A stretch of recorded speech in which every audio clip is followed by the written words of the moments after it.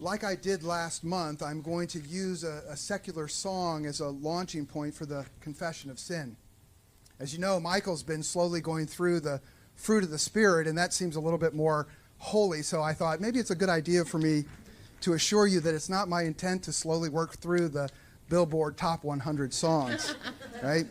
But recently, a college experience came to my mind, and I ended up being somewhat convicted by it, and so I thought I would share it. The memory was of someone from my freshman year who loved to play Jim Morrison in The Doors, and he loved to play it so that we all got to hear it, whether we wanted to or not.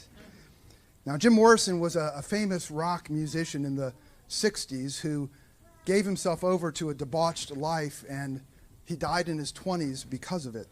And in this particular song, he starts out by pompously reciting several lines verbally before going into the song. And it went like this.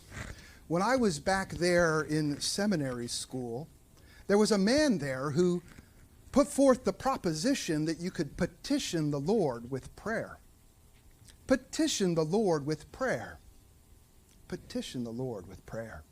You cannot petition the Lord with prayer, he shouted, and then went into the song. And I had a strong dislike, of course, for the beginning of that song back in college, but I refreshed my memory by listening to it again recently, and I was deeply disturbed.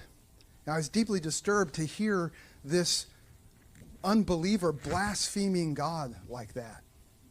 Now, you might be sitting there thinking, well, what did you expect? He's an unbeliever.